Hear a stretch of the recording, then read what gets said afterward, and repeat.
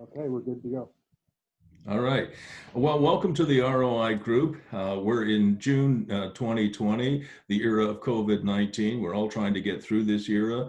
It's a difficult time for many people. People are passing away, people are losing their jobs, etc. But one of the things that I've learned and over a lifetime of effort, and one of the things that I remember from Nelson Mandela, the president of South Africa said, you should make decisions based on hope, not on fear. So even though there's a lot of fear of losing your job, or frankly, fear of losing your life, what I try and do with the ROI group is I try and bring on people like Scott McCready and Steve Lapp to talk about the future.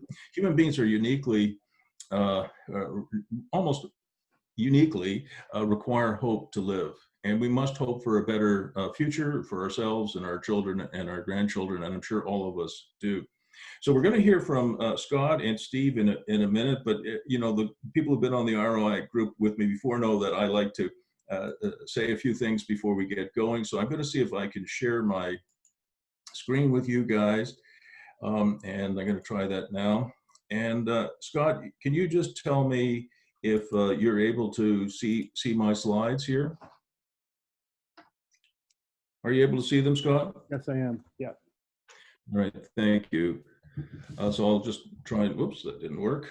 I'll try and get them up here. Oh, sorry guys. Unfortunately, while I'm trying to figure out how to start the slide deck, here we are. I should tell everybody that I may wink out of existence here. The internet is out in our area, so I'm on my Surface computer and I'm using my iPhone hotspot. So it's a little unstable. So if I disappear, not to worry. I've made Scott McCready the co-host, and he will be able to continue the meeting. And the meeting is recorded. It will be available for replay for the people who are not able to join us during the actual live presentation. So again, welcome to this Backyard Builds. I've known about Steve and Scott and what they're doing in Kingston, Ontario with Feris, and you're going to hear a lot more from them than from me. And I really, really like what they do. And for the people who've been following me as a realtor and as a real estate investment and business coach, you know that I think that cities should be doing more with the land that they do have. And some cities, in fact, many cities now are moving to intensify and densify their cities. And we should be doing more with our backyards. And so one of the things that Feris will show you, and Scott and Steve will show you in a few minutes, is that they're uniquely positioned, in my opinion, to help with this. This little drawing that you see here on the screen here is of the backyard studio. So it's I think it's a 9-foot by 11-foot studio that you can actually put in your backyard, so you could have an office there. And this is the company that Scott and Steve are going to be talking about, the products that they're going to be talking about. It's called the Feris Harmonic Advanced Building Envelope Technology System. It's a mouthful, but I'll let Scott and Steve talk more about that. So this is the beach studio, and it's so small that you could put it in your backyard and use it as an office or studio of some sort. You'll hear from Scott and Steve that they're very well insulated. Their system is amazing. You can probably heat this thing with a candle. And in Canada, that counts for a lot. So I like this, and I think it's so small you don't even need a building permit for it. The idea behind developing your backyard is not new, but there are some shows on TV. Now there's an HGTV show. It's a hit show called Backyard Builds. And you can see on the screen here, here's one of their backyard builds where they were building a backyard office out of a container. I think the stuff that Feris is doing is better, but there you go. I wanted to show you what HGTV is. And here are the pictures that I threatened you, Scott and Steve, with. These are the pictures I took years ago now when on my first visit to their plant in Kingston, Ontario.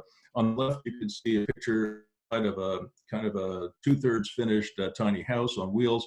And there were a lot of things about this that I really, really liked. One of them was the fact that it has two doors. This is the main door to the tiny house, but it had another door here, which is a door to the outside. And when you go in there, it's an access to the WC, to the bathroom. So that, you know, if you have a little tiny house and you have some friends over or you had kids, they don't have to go into the tiny house to go to the bathroom. They can actually access it from the outside. You can see here's the inside interior, and Steve and Scott will explain exactly what you're seeing a little bit later. These backyard tiny houses or tiny homes like because of the system that they're using. So there's some pictures I took. This is inside here. It's a full-size bathroom, and you can see there's the door to the outside. It's a double-loaded WC, means you can access it from the inside and from the outside, and that's really important in my opinion. These are just some pictures I took. Here is Steve. You can see him here in one of these little backyard mini offices that they build. And then I took some pictures of the plant, and I think they're building a new Feris plant, so you're going to hear about that too. In terms of using your backyard, again, some of you know that I was involved with the change in the official plan of the City of Ottawa and the bylaws to bring backyard coach houses into existence in the City of Ottawa. I've been carrying around my thoughts about coach houses for a long time. When I went to the University of California at Santa Cruz, myself and a close friend, a girlfriend, we lived in a backyard coach house in Santa Cruz, California, while I was attending the university, and she was as well. And I've carried around with me the wonderful memories of California, Northern California, and coach houses. And I lobbied for over 20 years to get the City of Ottawa to consider permitting them, and then, of course, eventually they did. The great thing about a coach house is that you don't have to buy another lot. And lots in this part of the world are $400,000 to $500,000 just for a vacant lot. It's ridiculously expensive. At least I thought it was ridiculously expensive until one of my clients in San Francisco bought a 50-foot, listen to this, you guys, bought a 50-foot by 100-foot lot in the Mission District for $2.3 million US. So I thought the lots in Ottawa were ridiculously expensive until a 50-foot by 100-foot lot in San Francisco. One of my clients bought it for $2.3 million. I like the idea of developing your backyard for more than just coach houses or studio offices, backyard sheds, maybe a workshop. As you know, many of you know, I'm teaching a course right now called Pivot, and I'm trying to get about 71 young people, and maybe not young people, off the ground in terms of launching a business. Almost everybody these days seems to have some kind of a gig. So again, I wanted Feris to consider building, designing and building backyard workshops so that you or your tenant have a place to launch some kind of a gig. You could be building, I don't know, furniture there, cabinets there, making wine there, I don't know, 1,000,001 gigs. And after COVID-19, or during COVID-19, and certainly afterwards, I think of the 7.2 million unemployed people in Canada and the 40 million Americans, a lot of them will start their own gigs, their own side hustles. I also believe it's very important to provide, you know, some kind of recreation. A dear friend of mine who was an architect, Eric Kuhn, one of the world's great architects, told me that leisure is the new infrastructure. I had no idea what he was talking about, but what he really meant was that every time you add some kind of a leisure use, you can see pickleball here on the screen and ping pong. Every time you add something like that, you add real value.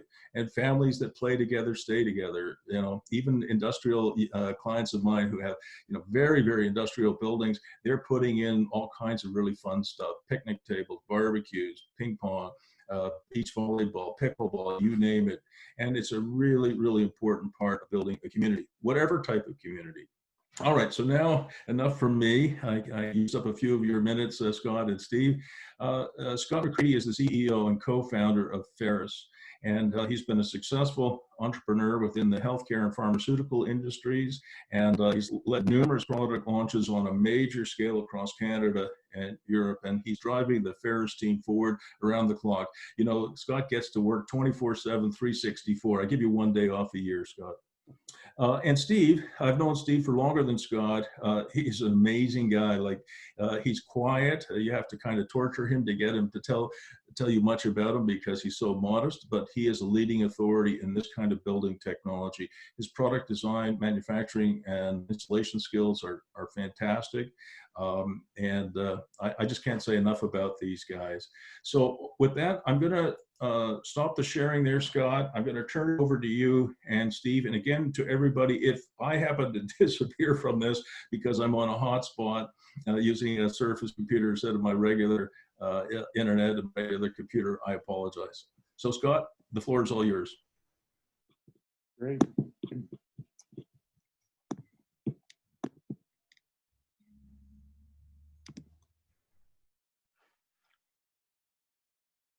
Thank you, Bruce.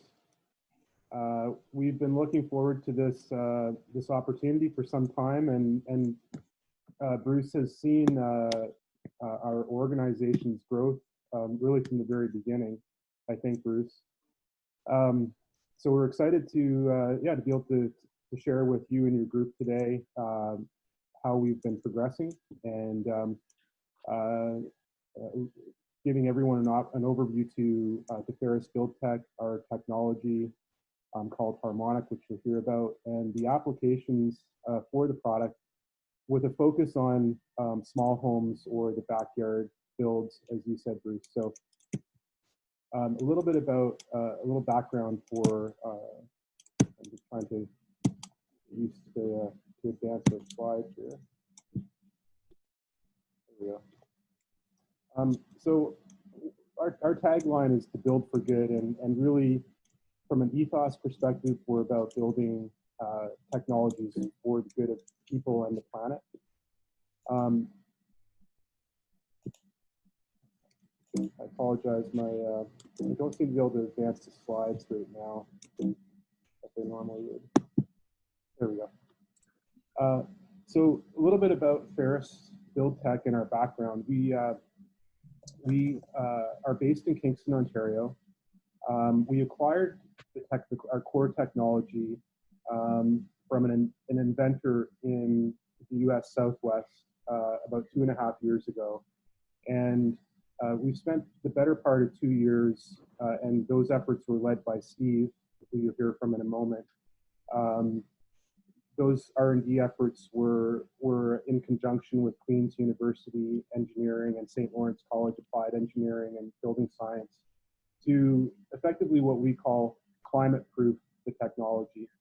And what we found was it didn't, the legacy technology didn't perform as well. Some of these images that you see on this screen are from the legacy product.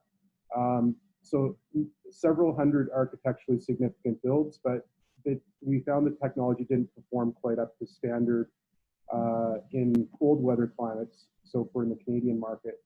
So through Steve's R&D efforts and his team over the past couple of years, we've improved the technology and essentially eliminated or minimized what we call thermal bridging. So we now have one of the most energy efficient products on the market in North America and indeed worldwide.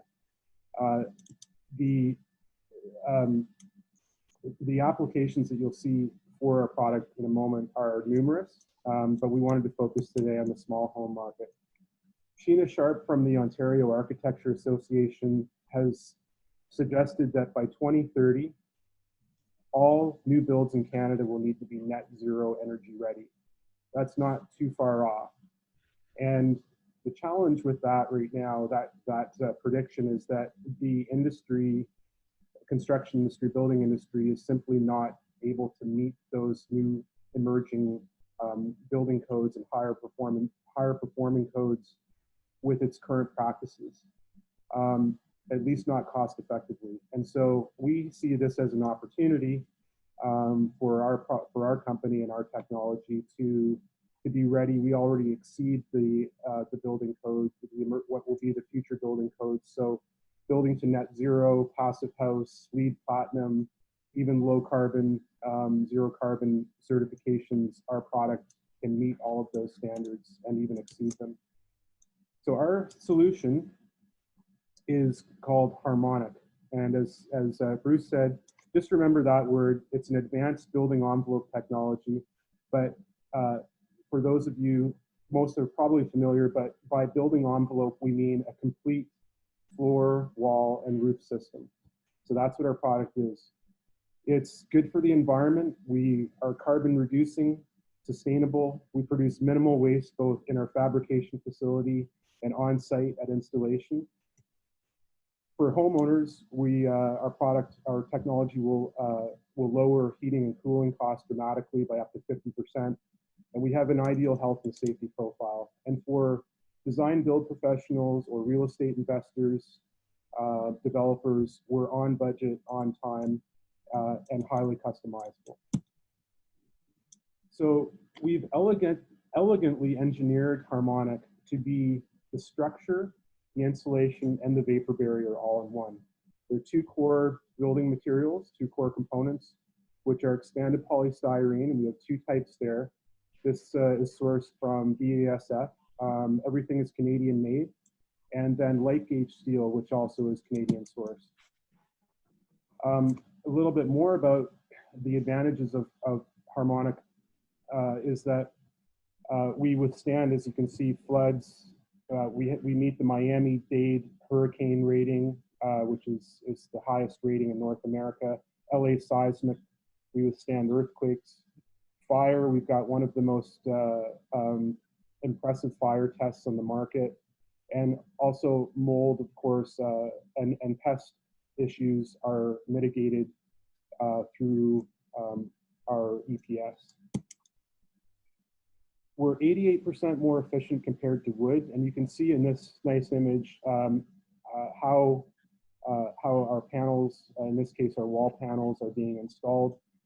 You'll hear more about the installation side of it from Steve, but this is a three-person crew that is putting together a 2,500 square foot home in about a week. Some of the applications, will move fairly quickly through this, but light gauge commercial, or sorry, light commercial, you'll see these are some of our signature, one of our signature builds with the legacy product again is the Golden Gate Pavilion in San Francisco. You just mentioned San Fran. Bruce, you might recall seeing this image in your travels there. Yep. To the left, you see one of the first floating restaurants in the U.S. Industrial and institutional builds, custom residential. What we wanted to highlight here, a couple of things. At the top right is on the other side of the Ottawa River in Elmer, Quebec. Radius walls, as you'll see in this build in the lower left, which is in Santa Fe, New Mexico, are not a challenge for Harmonic. We welcome the opportunity to do architecturally unique features such as radius walls or cathedral ceilings. And then one of the emerging areas, applications that we're really excited about, Bruce and team, are MURBs, or the multi-unit residential buildings. And Bruce, I'm sure everyone has heard about Gigaplex, and we're looking forward to building one of those in the near future, Bruce. I'd like to say, Scott, thank you for that little plug for me. If you don't mind stopping the share for a second, I want to show people this, but it'll be too small if you don't stop sharing your screen. Okay. Sure. I don't know, can you guys see this okay? This is the building block. I apologize, you may not be able to see it very well. I'll turn on another light. But I think, oh shoot, that's worse.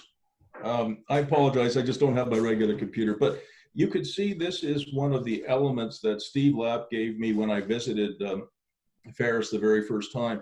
And what I found really interesting is that the bottom of it and the two sides of it, it has a steel frame to it. But if you look at it, when Scott says and Steve says there's no thermal bridging, there's also no noise bridging, it's because the metal doesn't go from the inside to the outside. It's just simply a frame, right?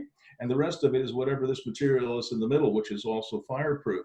So what it is it's very light, and it has all of the properties that Scott referred to in his presentation. But in addition to that, You know, the fact that there's no noise transmission is really important. I don't know about you guys, but when I go to sleep at night, I like it to be quiet. And one of the big problems that you have in, say, a triplex like the Gigaplex that Scott just showed is that you get a lot of noise transmission. With their system, it's much less. And of course, the thermal bridging is eliminated because there's no metal going from the inside to the outside. Metal is a perfect conduit.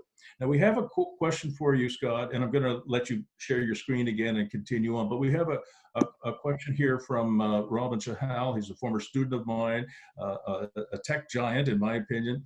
He says, is there any off-gassing? Are there any VOCs that come out of this material? I'm going to let Steve comment to that. Steve, do you want to answer that question, please? EPS expansion and EPS blowing still does involve off-gassing in many circumstances. There is, the industry is evolving to using water-based blowing agents, and that's where the industry is going. The whole industry hasn't transitioned to that, and in North America, we're a bit slow, but that's where the industry is headed. So yes, there is off-gassing when it's blown. We do not work with it in that state. Our adhesive, when we secure the panels together, is via a spray foam and a spray adhesive, and there is off-gassing in that adhesive. It's very minor. It's not to be compared to the two-part spray foam that you see running down the road with EPS kind of spray sealing and insulation. That's a completely different process. Okay, well, thank you for that. So I think that requires, Robin, a little bit more homework. We have another question, I think, from Armin. What are the costs associated with the Gigaplex? Well, when we build it with the harmonic system, it'll be cost X. And when we build it stick frame, it'll probably be about the same. The difference, I think, will be, Armin, that the harmonic system is much faster. And Steve explained to me a couple of years ago now that with their system, the Gigaplex could be flat packed and shipped by container on truck, rail, ship, anywhere. And from what I understand, I mean, you heard Scott say, Armin, just a few minutes ago, that they put up like a 2,400 square foot house in a week. That is a huge cost saving because, you know, a stick-built home, my neighbor's home blew down in the tornado that hit Ottawa in 2018, and our home sustained about $120,000 in damage.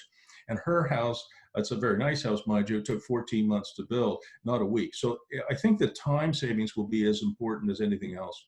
Scott, back to you. Great. Another very significant application for the product is with retrofit. And here you can see the Westport Arena being retrofitted. That's in the left-hand column. The left-hand image, I should say. The right image is a heritage, historic, the basement of a heritage or historic home in Kingston, Ontario. So these are two, again, emerging, as we try to bring the existing housing and building stock up to net zero standards, we expect that retrofit is going to be a very big part of the market. Just very quickly, we also have developed specialty units. Here is one example that we've recently brought to the market, which are COVID-19 medical units. These are essentially modified tiny homes, but just built to medical grade standards. And you'll see that what you'll be hearing in the near future, we're bringing out a residential version of quarantine or self-isolation units as well. Okay, so what about the small home market, which is what we really wanted to focus on today. And by small home, depending on the part of Canada or North America you live in, sometimes these are referred to as coach homes, like in the Ottawa market as an example. In Toronto and other parts of the GTA, they're maybe referred more to laneway homes, and I think parts of the US as well. Kingston refers to them as secondary dwellings. So there's tiny homes, studio homes. These are all within what we're calling the small home market. So just to make that kind of distinction around language, what we're talking about. So we have just brought out recently a line of prefabricated Feris small homes. And that's what we wanted to focus on and share with everyone today, so that you have an idea of the kinds of models that we're bringing to the market. And hopefully you'll find applications for yourself as an investor or a homeowner. As Bruce pointed out in the beginning, I think in this post-COVID-19 world, we are reimagining, in some cases being forced to reimagine how we'll live and work. And I think this small home or backyard build market is going to be a very significant segment within the real estate world in the coming years. Scott, do you know what the tiny house tagline is?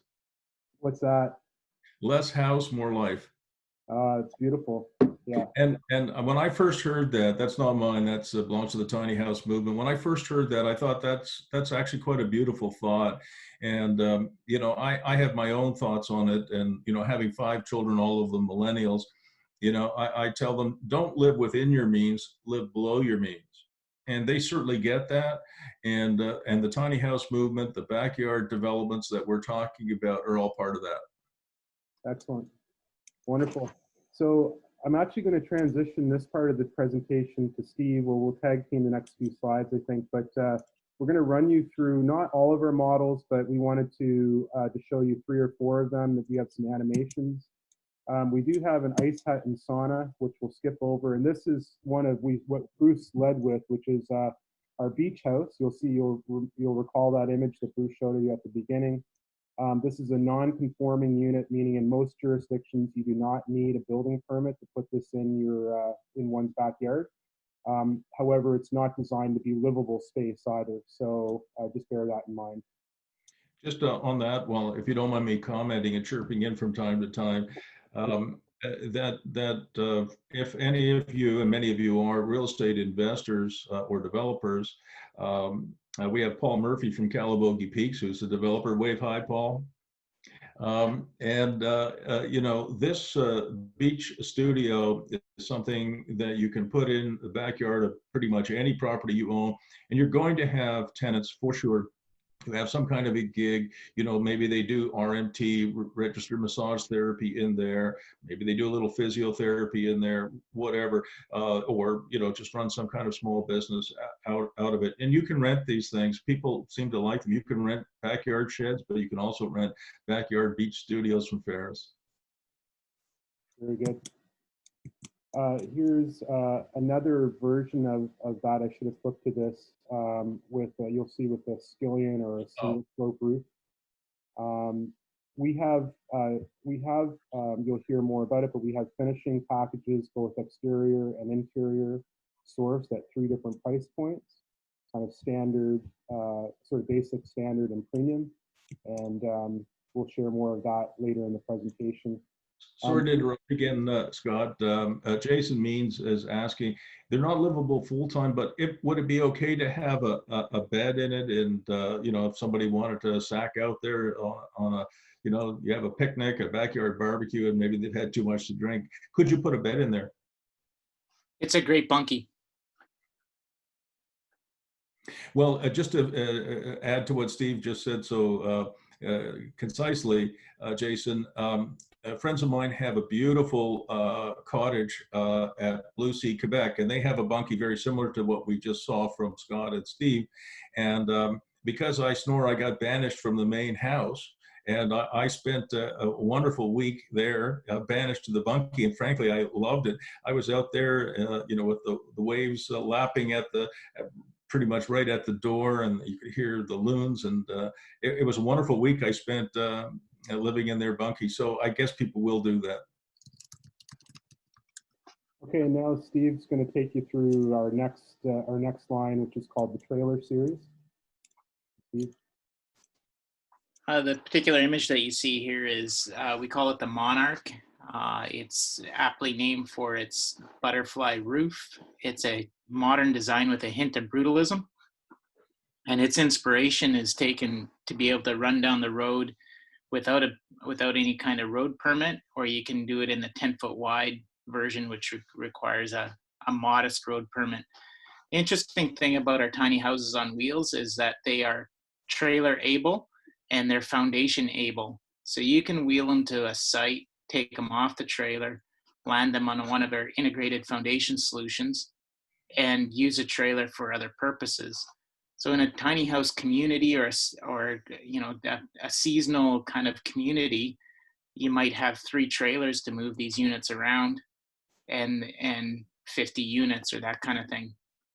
They're Steve, because we have Paul Murphy from Calabogie Peaks on the call with us, Paul, one of the things, and for other people, I know other people are very interested in this, one of the things that many of the cities and towns don't like about tiny homes is that tiny homes on wheels are plated as RVs. They're considered homemade RVs, and therefore they're not subject to property taxes. And everybody on the call knows that the mayor of your city or your town and his or her council, they love money just like everybody else, property taxes. So if you had a bunch of tiny homes on wheels that people were living in your city or town, they cannot be taxed for property taxes. However, what Steve has just said is you can take them off the trailers and put them on a foundation, and then they can be taxed.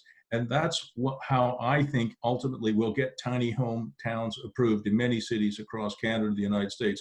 We will have to take them off the wheels, Steve, and put them on a foundation, and then they can tax them like they would any other house.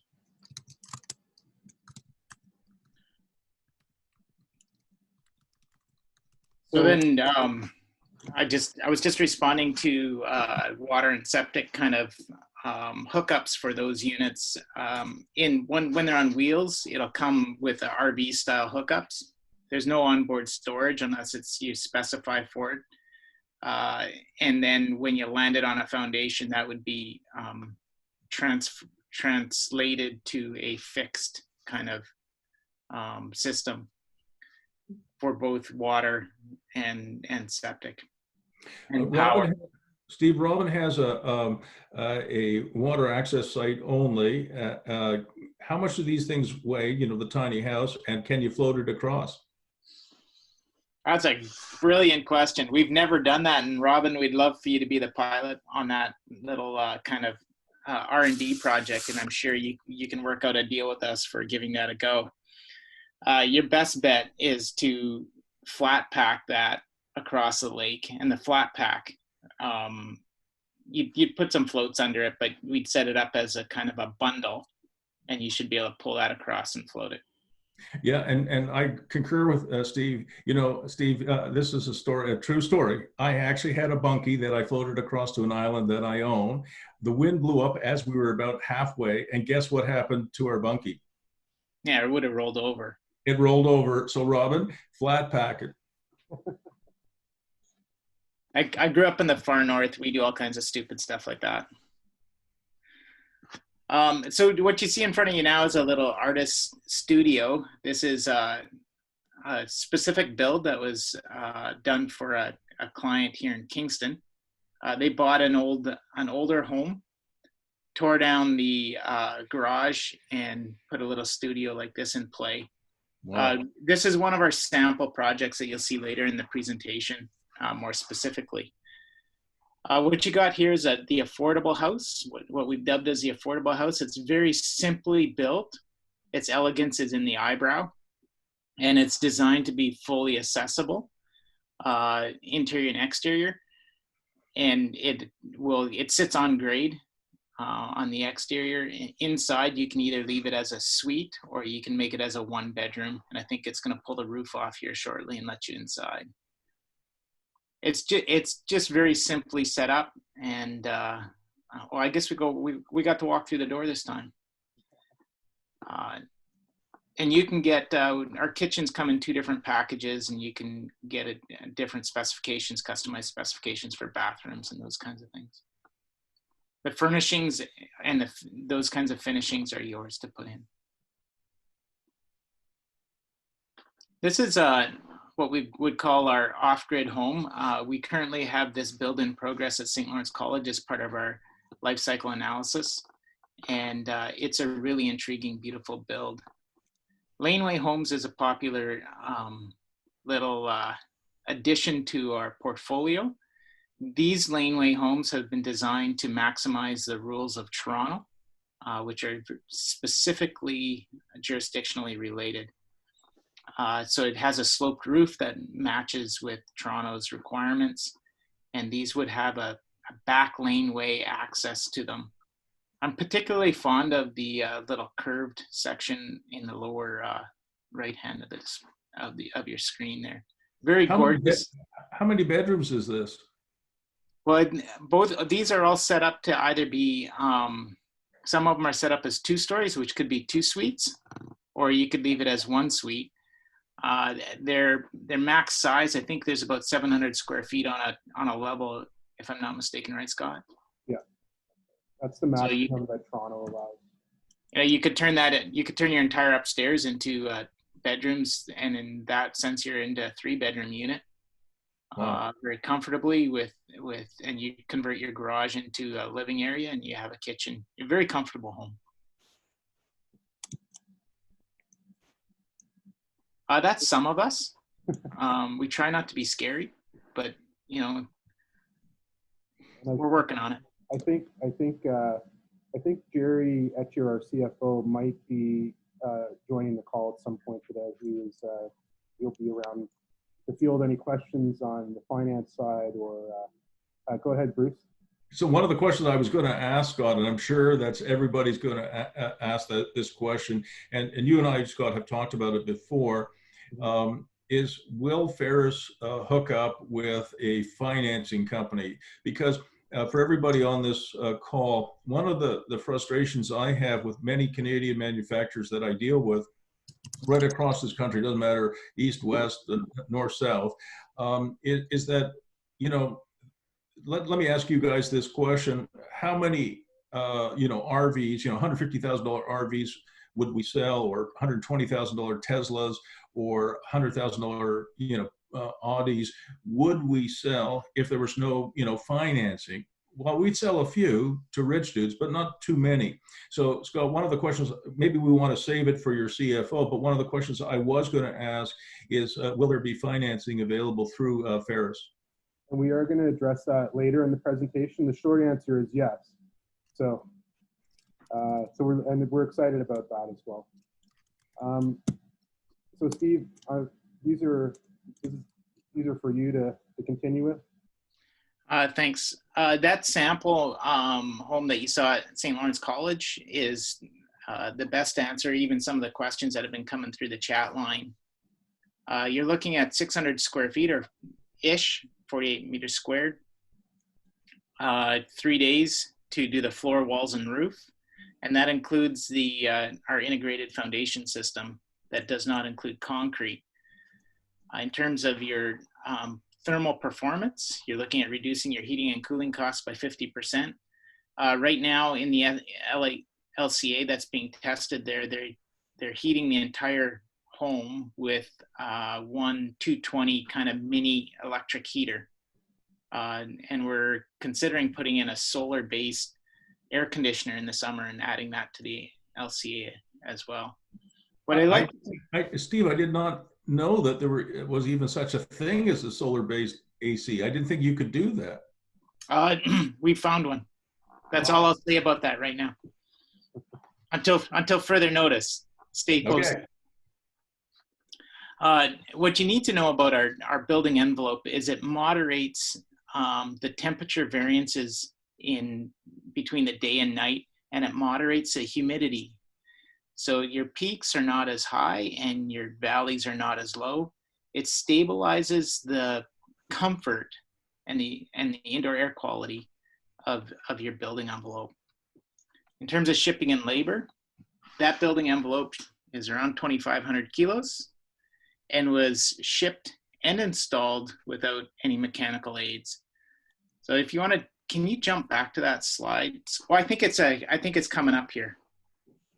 I think it's on the next slide or two. I'll show you that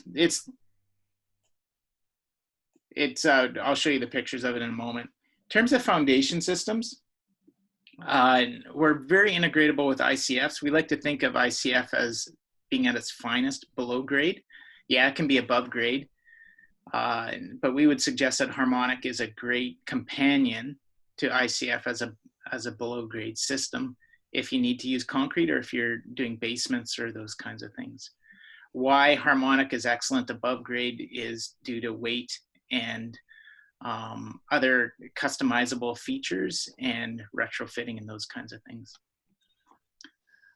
Slab on grade and other concrete systems, the Harmonic system is integratable very beautifully with them as well.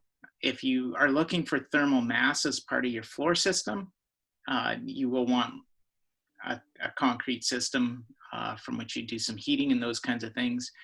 If you're willing to do heating without thermal mass, then the full building envelope of Feris is preferred. So this is the EcoRaster foundation system that I was communicating to you earlier about within the 3 days build time of the 48 meter squared home. This is a earth stabilization system, and it's we have it engineered to work together with our product, with the Harmonic floor as a foundation system. This is a St. Lawrence College campus site here inside their solar compound. This is where the building is put up for our life cycle analysis. And they're leveling the drainage rock. You scrape 6 inches of the topsoil off. You do a soil test to determine what type of soil you have. If necessary, you would put a ground separator in, which is a cloth. 6 inches of drainage rock, leveled and compacted. And then in the next picture, you'll see the EcoRaster system going down. And then that's filled and compacted as well. And when you have anomalies and those kinds of things, there's a mechanism from which you can once your build is on, you can actually move the building around and you can have access to correct anything you want to correct below the Feris floor. So it's not like once you put the system down, you're done for life. You can actually get access to it. And we're doing that right now at St. Lawrence as we adapt there. This is the build. And this is what the building envelope looks like prior to any cladding being put on it. Interior elements, there might be a picture later that'll show you the interior, but we built this as a full cathedral ceiling. This artist, I indicated that we would use that artist studio as an example. This foundation system is an integrated system for us as well. It's a screw pile system.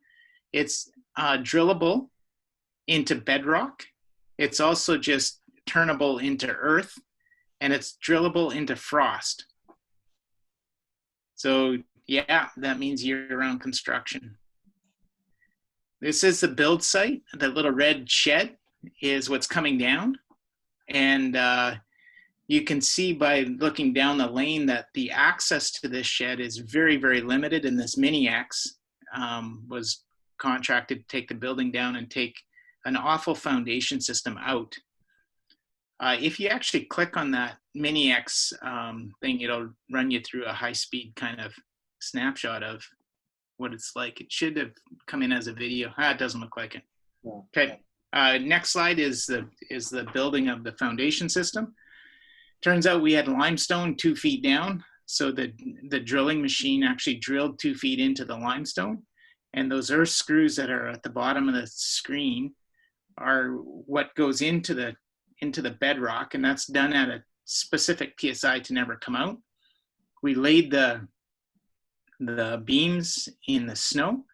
Those are the floor panels sitting there, and then you have a shot of what the floor looks like, insulated and everything ready to go. I did this installation by myself. Steve, we have some people from the United States and from Mexico as well on the call today. Are your products available, and would they meet the requirements of authorities in the United States and also in Mexico? Yes, the International Building Code, we are compliant with the International Building Code, and then we would have to look at specific sub-jurisdictions inside of that. But we haven't found a jurisdiction yet that we can't comply to.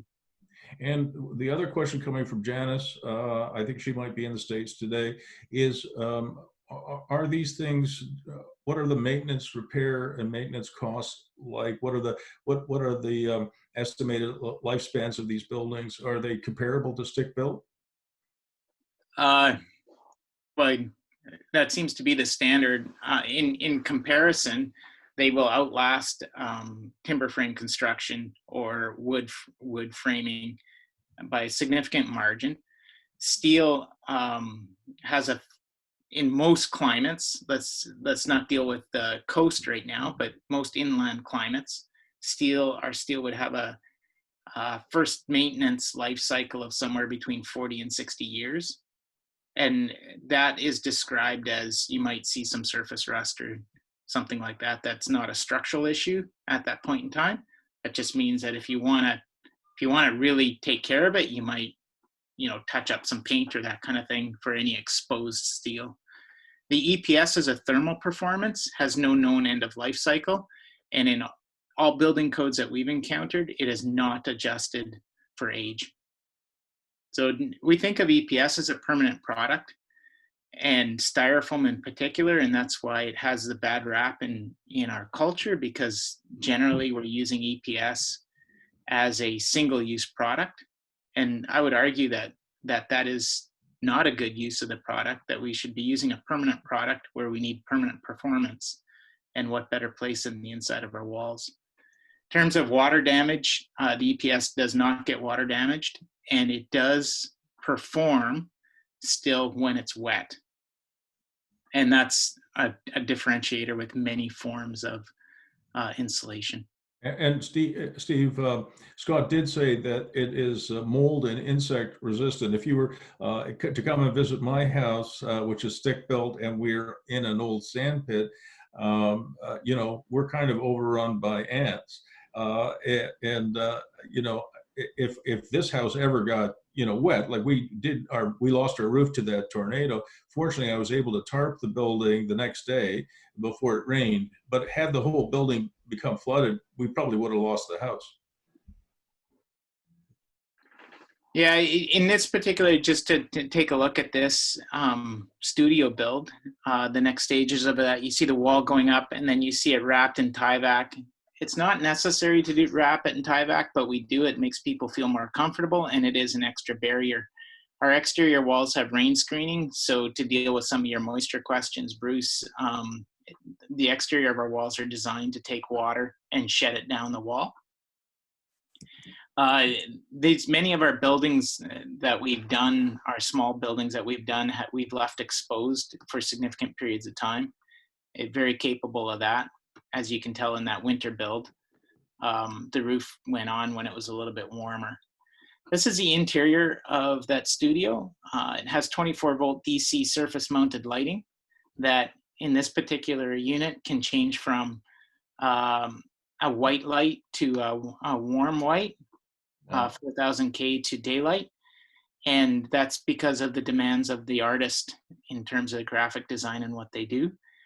He chose to put a beautiful Bolera steel siding on the exterior, so you can see the end of it there as a finished product.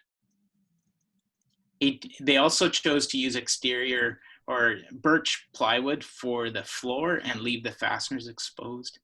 So, and a birch ceiling on drywall walls. And so back to this SLC kind of model home. Just because it's a beautiful looking home on the corner there. You'll see it outfitted with solar panels and also a wind sourced for energy. We have 3 price points: standard, premium, and custom. We have our exteriors. We look to match with synergistic technologies, but of course we'll do custom. Our interiors and our exteriors for that matter, because we're using computer assisted design, we have the capacity for significant accuracy, which has downstream trades, smiles written all over it. Generally, we try to keep our electrical and plumbing out of the exterior walls. Electrical, we do put in our exterior walls, and we run that either by chases, or you can cut the chase in later, or you can run it in baseboards or different things like that. And we love low voltage. We're on the run to take these things right off grid. From a mechanical and an HVAC point of view, you'll want to be careful not to overheat these units. 330 square feet can be heated with a 110 baseboard heater. It's best to go to 220. If you have that capacity, you'll save significant energy that way. But it is possible to do it with just a little 110 portable heater. Steve, can you talk about that wind harvester? What is it? That particular one comes out of a company called Ridgeblade, and they have they're working on commercializing it. So this is a kind of like a pre-commercialized look of a turbine system that has its technology roots in Europe. Okay, so we're going to transition now to some pricing. I'm just going to flash this all to you at once because, of course, everyone wants to know. Okay, so all sounds great so far, or at least I hope it does. But how much does this stuff cost? So we'll highlight a couple of models that you've seen here. The Columbia model is that what Steve showed you is that 516 square foot house. So the building envelope installed with windows and doors comes in at $45K for that. Our finishing packages, and again, this would include the foundation system, fully installed, interior and exterior packages, at just over 100K, 106K, of course, no appliances in this. And for a premium package, you're looking at 137. So a lot, you'll be able to see where, and we wanted to break out the building envelope from the finishing packages so that you can consider that for how you want to finish these units. For instance, if it's simply an income generating property, you're probably okay to go with basic. Most people anyway would be okay to go with a more basic or standard finish. If it's for yourself or for a family member, then the premium packages might be more attractive. The Algonquin, which is that off-grid model that you just saw, is slightly larger at 661 square feet in the footprint. And you see that comes in at 55K for the building envelope. Again, this pricing is including installation of the entire building envelope, including windows and doors and foundation. And likewise, you can see our standard and premium packages, package pricing for that model. So these would be in the small home category. Moving on to tiny homes. We have, in this slide, we've included a foundation system. We'll also show you what our custom trailer price points start at. But I think in most cases, as Steve said, these will be, we think in a majority of cases, at least in urban settings, these will be trailered down the road and then lifted off and set down onto a foundation system, whether that's EcoRaster or the screw pile system that you saw. So the Peregrine was one of the animations that you saw. There are two versions of that. There's a Peregrine Plus, which is 10 foot wide. We prefer that just for its much more spacious feel. Bruce, the Peregrine is also the one that you showed in your slide from a couple of years ago. That was with the slightly smaller, I think 8.5 foot wide. So we found that there's certainly I'd say a preference now from clients, customers for that extra 1.5 foot width. It does really change. That makes a lot of sense, Scott. And for everybody on the call, I do a little bit of work with Sprout Tiny Homes in Colorado. Very, very good outfit there. And just to give you a comparison in terms of pricing, you can buy a Sprout Tiny Home, which is not exactly a Feris model, but it's close, and it'll cost you $95,000 US. So you could see the Peregrine with the sort of the 320 square foot footprint is standard finishing $79,488. So just under 80,000 Canadian dollars. The one that Sprout has that's very similar is $95,000. And by the time you trailer it from Colorado to Ontario or to Alberta, and you pay the exchange rate between U.S. and Canadian dollars, Canadian pesos, and then you pay HST at the border. The landed price for a Sprout tiny home in Ontario is about $135,000, whereas Feris can plunk one down on a site somewhere in Ontario for probably about $80,000. So it's very cost effective. And if you want the nicer finishes, you'll pay for that. It's just like any house that you buy. You go and buy a house from one of the builders in your neighborhood. They tell you, well, the price for this house is $500,000, but by the time you've added, better lighting fixtures and marble counter, whatever it is, granite countertops and better plumbing fixtures and cabinets, you've added a lot to the price. So I do think an $80,000 Peregrine as a rental. There's actually a business model in that, Scott, where clients of mine are considering buying lots. You can buy lots within half an hour to 45 minutes of most towns for not very much money. And you could plunk one of these tiny homes from Feris on it and rent it out. It's just a very simple model. Absolutely. One thing that's important to note, and we'll speak a little bit more to this in a moment, is that all of our Harmonic products must be installed by a Feris certified installer. So that's the building envelope. Now we can ship a tiny home or anything that can be on a trailer. We can ship that fully installed. They don't necessarily need to be finished by a certified installer, but it's just important for the audience to know that we take our technology very seriously. We want to make sure that it's installed properly, and hence that is why we're certifying installers all across North America now. Now, a DIYer, if you want to finish it, if a DIYer wants to have a tiny home, for instance, ship just the building envelope only and then finish it how they'd like to, there's lots of room for that type of scenario. Just moving on to then our backyard series, which was they were the first animations that you saw. Bruce, I know that you've been a big proponent of the non-conforming unit, the beach hut. So we wanted to draw special attention to this one. But we're excited. We think that it's a very attractive price point, and looking forward to getting some feedback from folks. But to have one of these office or backyard studios or bunkies as for some of the applications that Bruce has pointed out, you can have a really nice unit for $20K or less.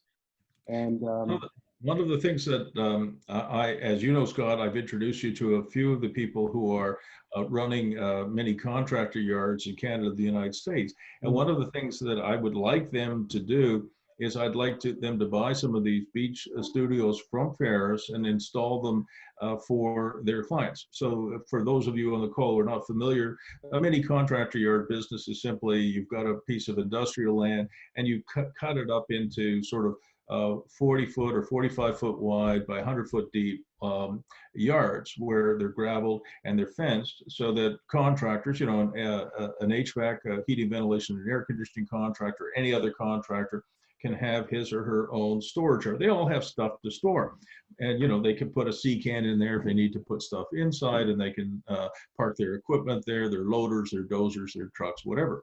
But Scott, one of the great uses for the beach studio or the beach hut, I prefer the beach studio to the beach hut, okay. But whether it's a beach hut or beach studio is imagine these mini contractor yards. You come in, you've got your pickup truck there, you've got your loader there, you've got some equipment there, you've got a few sea cans full of good stuff, but you also have, your beach studio where you can go in and you can, with internet and Wi-Fi, you've got a fully equipped office, and you don't need, in most jurisdictions, you don't even need a building permit. And if you do the numbers, everybody, I'm all about ROI. Why do you think this group is called the ROI group, Return on Investment Group, right? So before you go to that slide, if you go back, let's do some numbers just together. No, go back to the previous slide. There, that one, yeah. Sorry, the next one. the slide after this one. Yeah, the beach hut. Oh, shoot. Oh, okay. There it is. You've got a $20,000 beach hut that if you're a mini contractor yard operator that you buy from Feris, and you can rent those to your clients like a mini office for anywhere between $450 and $650 a month. I'm just going to take $500 a month times 12. It's $6,000 a year. Last time I looked, $6,000 rental income on a $20,000 building is darn good. You know, you'll probably end up with a cap rate of 20 or 25%. It would be like owning a $500,000 house that you could rent for $100,000 a year or more. So anytime you see those kind of numbers, Scott, it makes sense to me. You should preach it here, Bruce, because you're all over these numbers. Yeah, I really believe in animation. You know, most of us, almost all of the people in Canada, the United States, except for the top 0.1%, we all kind of struggle financially. You know, I mean, I have, Scott, I have 3 clients out of thousands, three, maybe 4 or 5. Okay, 4 or 5 who have more money than they know what to do with. But the rest of us all work for a living, including everybody probably on this call. And so if you can animate your property, which is my term for increasing revenues and increasing returns on investment, that's a good thing, especially since the average Canada pension plan payout is $555 a month. Nobody can live on not easily anyway, $555 a month. So we do need to look for ways to provide more value for our clients and for our tenants, but also to provide a living for ourselves and our families. Absolutely. Great.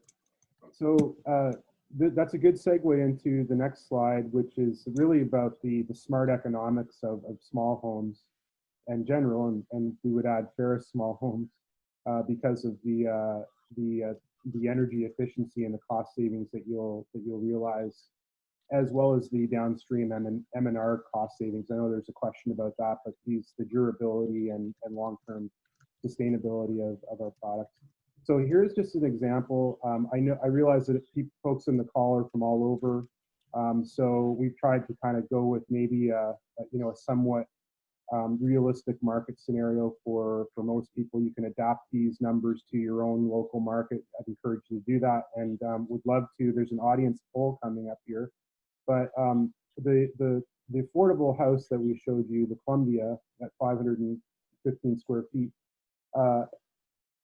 That's going to come in all in, including soft costs, we think at around $110,000.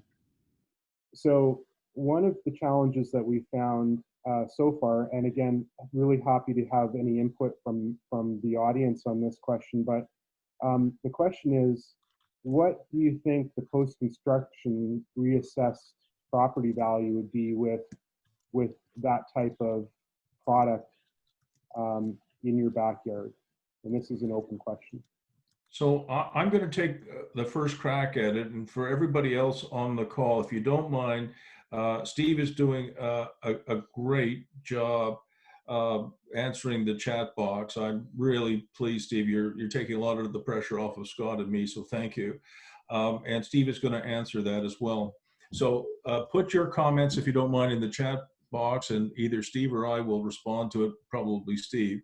But here is the problem that we're facing, okay, Scott, and everybody on this call will face this problem. Paul Murphy, you will face this problem in Calabogie Peaks, is that the financial industry in Canada, and to some extent in the United States, has not caught up with some of the stuff that we're doing. And that's why I asked you the question, Scott, about financing.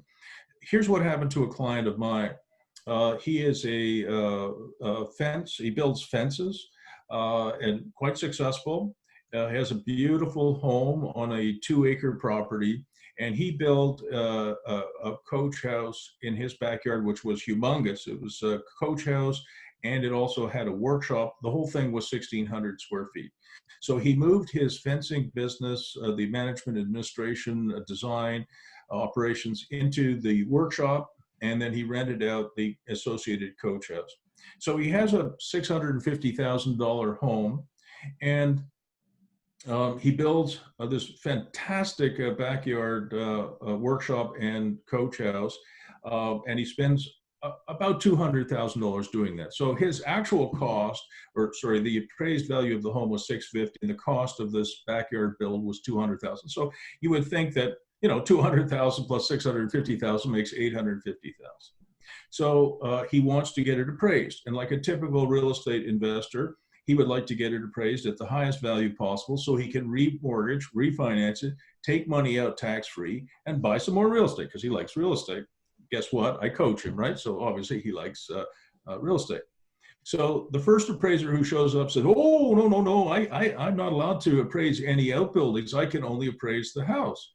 And I said to him, I was there with the young fellow, my young client, and I said, well, wait a second, he's got this fantastic building in the backyard. He wants that included. Oh, no, no, I'm not allowed to include that. I can only appraise the house. Well, didn't you appraise this house last year? He said, yes, I did. So what are you going to give him today? Well, it might be, instead of 650,000, Scott, it might be 670,000. You know, houses have gone up a little bit. I said, you're fired. You know, I hate to say it, but I was paraphrasing Mr. Trump. You're fired. So we fired the appraiser on the spot, invited him to leave. So the next appraiser who shows up says pretty much the same thing, but he was willing to play ball. He said, what I'm going to do is I'm going to include the value of your outbuilding in the house, and I'm just going to assume that it's like part of the house somehow. And he did give the young man a fair appraisal, but not full appraisal. It wasn't 850. It was, you know, closer to 800,000. And that missing $50,000 was pretty important. So we are really in a conundrum here, where the appraisers, the lenders, the banks, probably Canada Mortgage and Housing Corporation, Fannie Mae, and the other finance firms in the United States are way behind the curve on this. And how we deal with it is probably going to be something like this: that you will have a $650,000 house, you will want to build a $200,000 coach house, perhaps in your backyard and workshop. And that $200,000, Scott, I think has to be financed. If you go to Leon's, you know, many people will know Leon's. It's like a furniture place. You know, you can go there. They have those don't pay a cent events. One of my daughters got married, and she has bought $12,000 worth of furniture, and you don't have to pay a cent. It means you buy it, say, in June of 2020, and you don't have to pay a nickel back until maybe March of next year. Great. What Leon's actually does is they sell that contract to, in this case, Desjardins. Desjardins is a big financier, and you end up, the customer ends up paying Desjardins. That, I think, is the only solution, at least in the near term, because the banks, the lenders, and insurers will not play ball. That's my take on it. And Steve, you wanted to weigh in here too. I don't have, I mean, you're the expert on the ROI and how those appraisals work and those kinds of things. So I don't have much to add on that part, but I do want to shift gears and go back to some of the questions around size of lot and costing and some of those kinds of things. There's elements to this that are pushing the building envelopes for the building codes. In Ontario, Ontario has mandated affordable housing through secondary dwellings. Municipalities are forced to deal with that in their next, when their official plan comes up for cycle. They are not required to permit it everywhere. However, they have guidelines and minimums set forward that they would like the municipalities to do. Municipalities are free to make it more restricted than that. And I'm going to give Kingston as a case in point. Kingston chose in their secondary dwelling bylaw to stick to OBC's minimum square footage for combined living space, which means you can build about 180 square foot secondary dwelling in Kingston, and it's a livable unit. You can't do that in Ottawa. So for pricing and for square footage of a secondary dwelling or of a small home as a primary dwelling, entirely regional. In British Columbia and northern British Columbia, they are very restrictive actually for primary dwellings and more friendly towards secondary dwellings associated with a farm. So you have to know your jurisdiction in order to answer questions related to size and square footage and to maximize your ROI. The buildings, the laneway homes that we showed you for the Toronto market are maximizing the allowable square footage of Toronto's bylaws for secondary laneway homes. So you'll have to do the research on your market, or you'll have to get us to do that for you. And it's completely jurisdictional dependent. When it relates to foundations and those kinds of things, it's difficult to give you an average price because the screw pile system can range anywhere from, let's just say, $350 to $600 a screw, depending on what your ground is. And the square footage of the home that you're referencing will determine how many screws you need. The eco-raster system is very dependent on your soil type and on local labor and local access to drainage rock.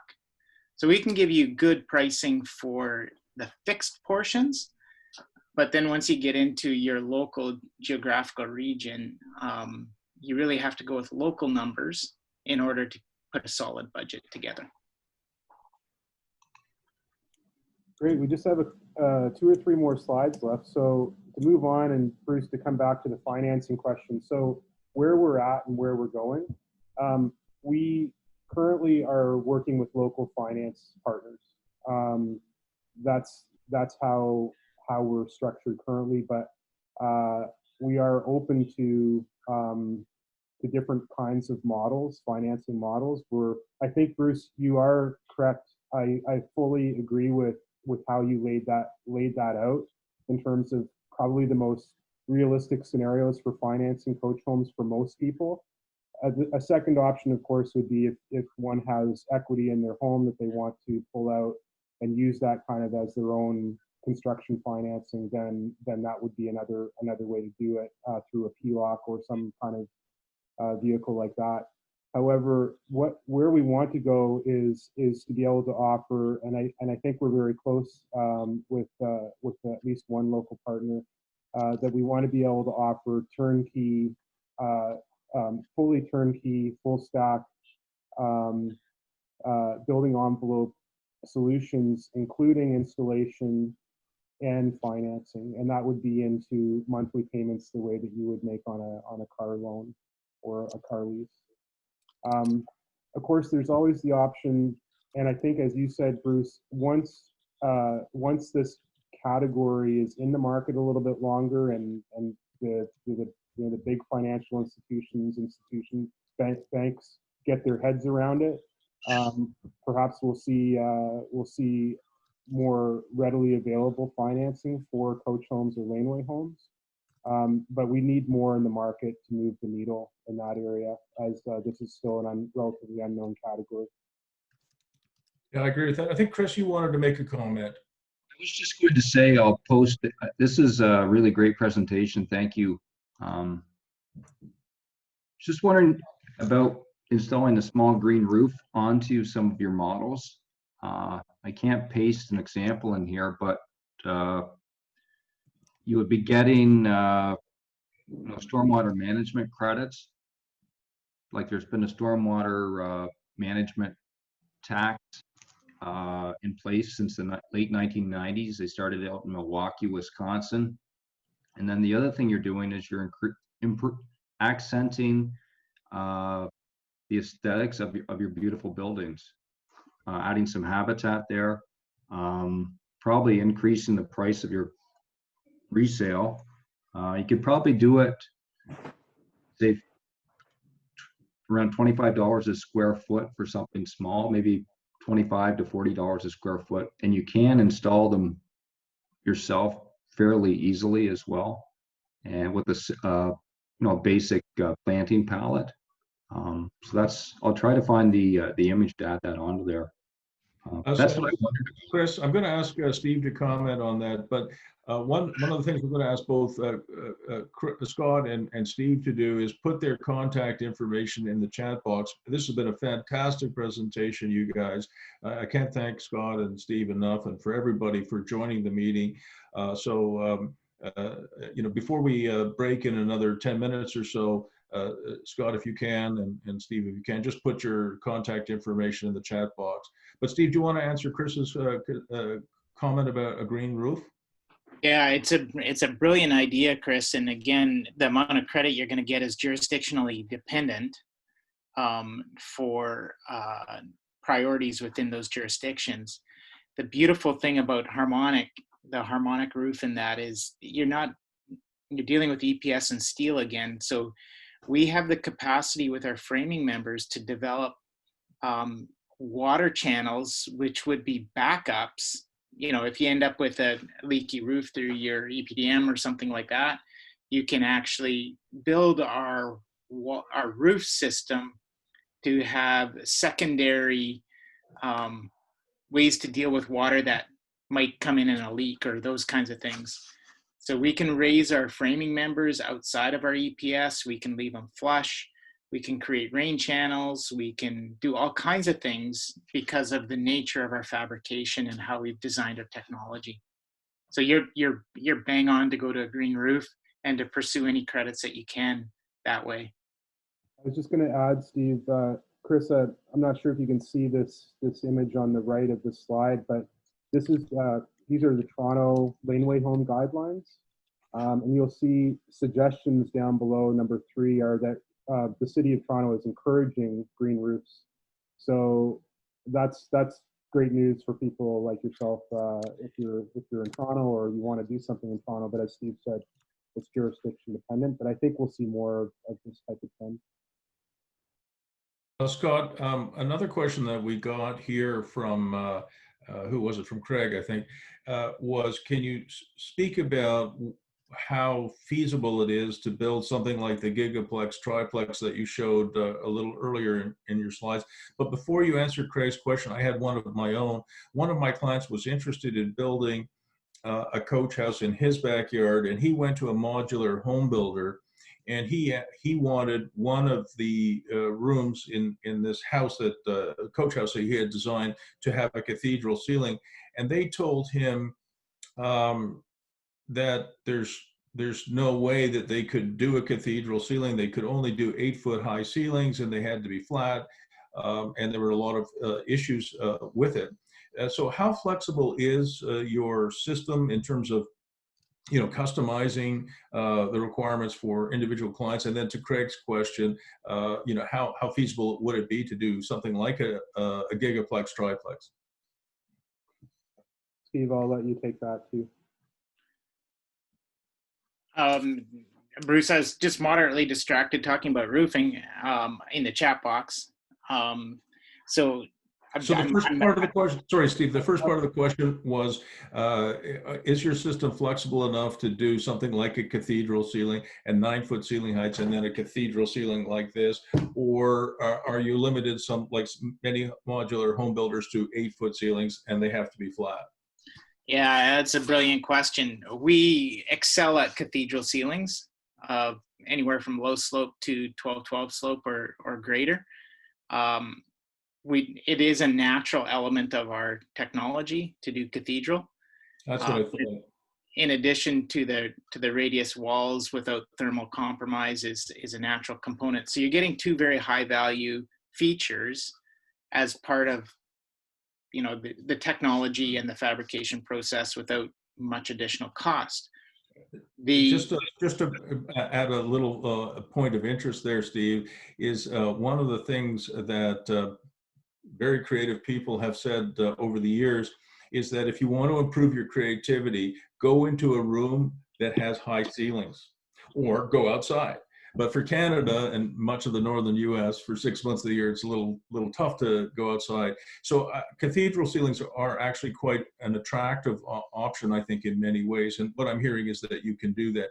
Craig's question was, for the Gigaplex triplex, how suitable is your harmonic system to building, you know, multi-res? Very suitable. In our fire test, it currently is a 1-hour fire test. It's being upgraded to a 2-hour fire test. Our 1-hour fire test demonstrates that you can be on the cold side of the fire, and the hot side of the fire is 1600 degrees, and the fire has raged for an hour, and you can still have your hand on the cold side at about 85 degrees Fahrenheit. So a brilliant technology for multi-res from a fire separating point of view, where you break thermal bridging, you do some sound attenuation improvement as well. We do not have that quantified yet, but we know that there is sound improvement with our technology. And I think that's really important, and I think that does answer Craig's question. I believed in the system for a long time, and you know, the thermal lack of thermal bridging, which means great thermal insulation, also means, I think, noise attenuation. Yeah, the steel does carry low frequencies, so you have to kind of, it's not a equals kind of scenario, but there is improvement. The other thing I want to go back to, Bruce, is you're correct to go with 10-foot walls and let's just say an 8-12 or 12-12 pitch, and all of a sudden you have a loft, which is value added. You know, that's not, you know, Steve is not on the wrong track there, you guys. I'm glad you made that point, Steve. For everybody, if you want to hear a short story, we've got a couple more minutes. Do you mind if I chime in with another story, Steve? Be my guest. Okay. So Steve just twigged something to me. One of my clients has a condo, and I'm not really keen on condos because you usually can't animate them. You can't really add much in the way of revenues, and often you're constrained by all of the condo corporation rules. There's a lot of rules. They got more rules than porcupines have quills. So he said, look, I bought this condo. It's a ground floor condo. It's downtown, but I'm losing money every month. And I don't care who you are. Please do not buy property that you lose money on every month. It gets very old having to reach into your pocket every month and you know, to pay the expenses, the mortgage, right? It's like owning a National Hockey League team, Steve. It gets very old writing checks. So anyway, so I said, well, I'll come, but I don't have a lot of hope. And so I go downtown, and what do I discover? Because he's got a ground floor condominium, he has a 12-foot ceiling height. And so I said, oh my gosh, we've problem solved. So what he did was he built, listen to this, you guys, he built a loft inside, and he was able to build the loft because it wasn't attached to the walls. It didn't become a part of the structure. It was a piece of quote unquote furniture. So he built a loft bed. And so you go up a kind of a ship's ladder to the loft. You have a full bed up there. You've got a large screen TV. You've got internet up there. And so this little studio apartment became, quote unquote, a one bedroom. And he was able to increase his rent by $600 a month because of that, quote, piece of furniture. And he was able to turn an unprofitable condo into a profitable. So when Steve says that by going with 10-foot walls and this pitch, so you get maybe a 12-foot ceiling, you know, he twigs me to the fact that a loft is very valuable. And most tiny homes, of course, have those in them, right, Steve? Yeah, Bruce, you're correct that that's actually the only way for tiny homes to get their kind of value added without, and still complying to any reasonable code.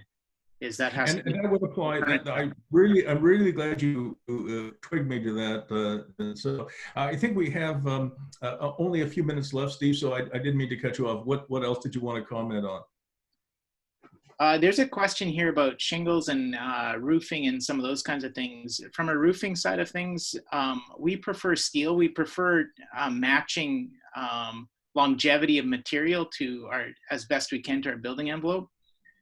Shingles would require you to add a deck, some decking to the roof. And it's just an added step. And it's probably one of your least lasting materials on a roof.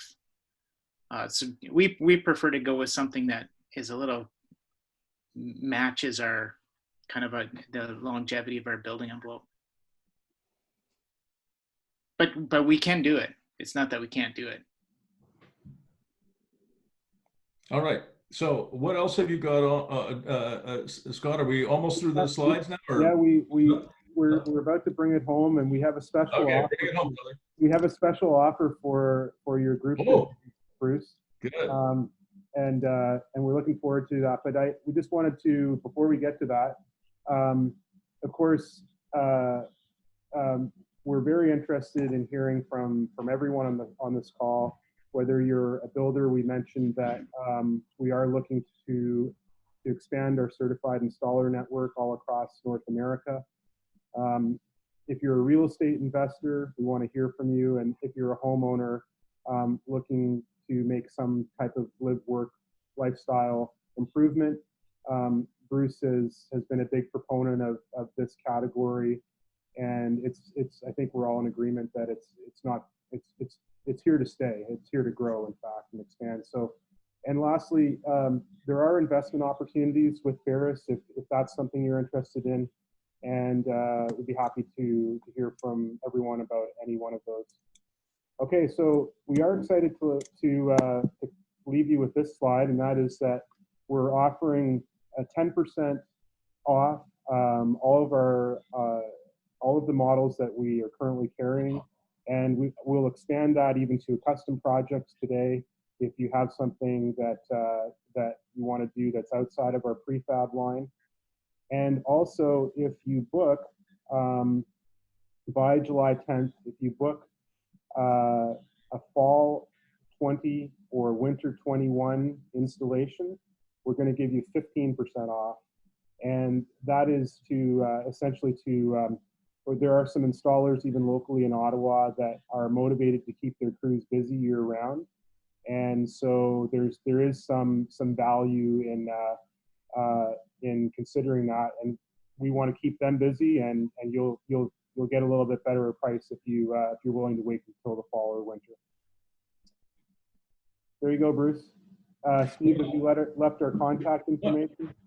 Yes, I saw that. Everybody, you can see, if you look through the chat box, you'll see Scott and Steve have put their email addresses in there. And we're just about at the bottom of the hour. So I think this is a good time to end it. Scott and Steve, what a great presentation today. And thanks everybody for participating one more time in the meeting here, the ROI group. We have one more meeting in July. And we're going to take a break in August. Everybody should go on holidays if they can in August. So we'll have one more ROI group meeting next month, nothing in August, and then we pick it up again in September. Scott, don't forget to end the meeting. It's your job to end the meeting for all and download the recording. So for those people who couldn't see this live, there will be a replay. It might not be until tomorrow. So Scott will download this because I couldn't do it today because of my internet situation. People are putting in the chat box, excellent presentation, great meeting, great product. Thank you, love it. Steve, Scott, Bruce, great meeting, fantastic. So a lot of really good comments. Scott, you did a great job. Steve, you did a great job. And thank you all for participating. Scott, end the meeting. Thank you. Thank you, everyone.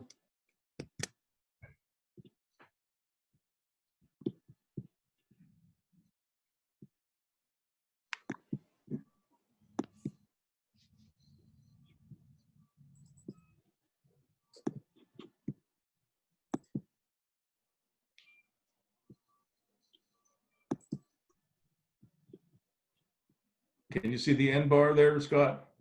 Yeah. All right, end it. Can you end